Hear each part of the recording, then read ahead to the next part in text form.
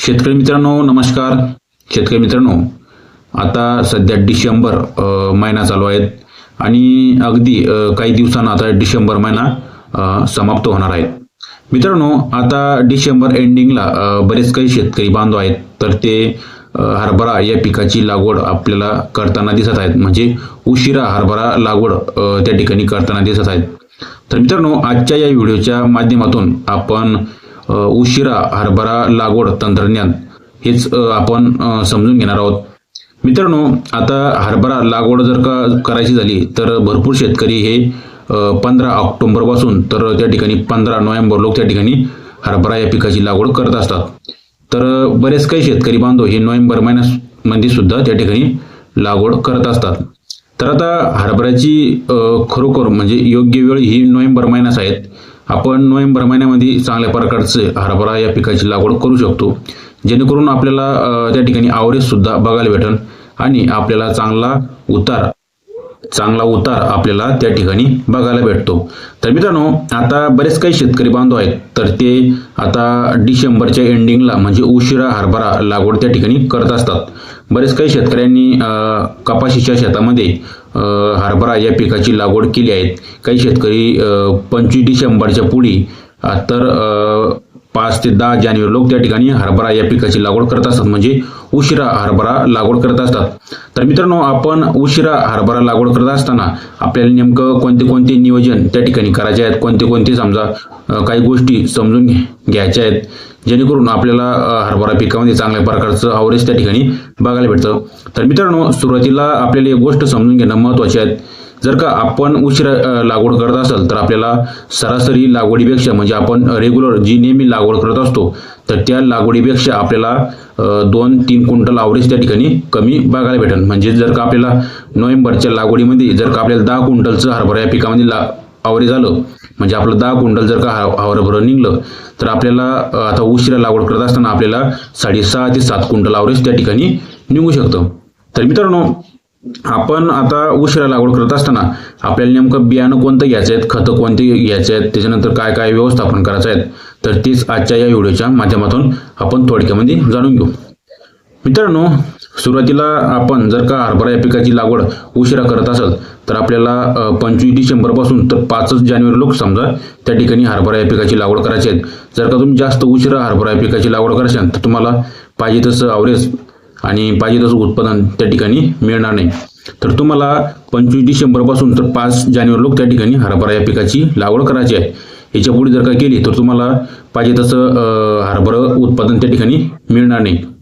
तर आपण 25 डिसेंबर पासून तर 5 जानेवारी लोक त्या ठिकाणी हरभरा या पिकाची लागवड करू शकतो. त्याच्यानंतर आपल्याला बियाणं निवडायच्या वेळेस आपण फुलेकुरपा हे बियाणं निवडू शकतो किंवा आपण घरगुती बियाणं सुद्धा त्या ठिकाणी निवडू शकतो. घरगुती बियाणं निवडत असताना आपल्याला त्या ठिकाणी लागवड करायची वेळेस आपल्याला टोकन यंत्राच्या साहाय्याने 2 दाण्याची सेटिंग करून लागवड करायची आहे, जेणेकरून आपल्याला थोडंसं दाट बियाणं टाकायचं आहे. जेणेकरून काय होईल, जर का दाट बियाणं टाकलं तर आपल्याला पुढे उन्हाचा म्हणजे ऊन जास्त असतं आणि टेम्परेचर जास्त असल्यामुळे आपल्याला हरभरा पिकामध्ये चांगल्या प्रकारची ग्रोथ बघायला भेटत नाही. तर आपल्याला एका दाण्यानं बियाणं हे दाटच टाकायचं आहे. तर आपण टोकन यंत्राच्या साहाय्याने त्या ठिकाणी 2 दाण्याची सेटिंग करून 40-45 किलो बी एका एकरामध्ये टाकू शकतो.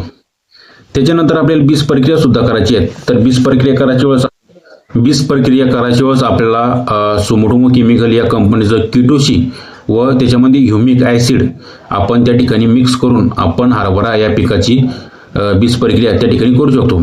जेणेकरून ज्यावेळेस आपण जर का किटोशी आणि ह्युमिक ॲसिडची बीज प्रक्रिया केली तर आपल्याला सुरुवातीच्या अवस्थेमध्ये बुरशीजन्य रोगाचा प्रादुर्भाव बघायला भेटणार नाही आणि आपल्याला पांढरी मुळी लवकरात लवकर काढल्यामुळं आपल्या हरभरा या पिकाची चांगल्या प्रकारची जोमदार वाढ होईल.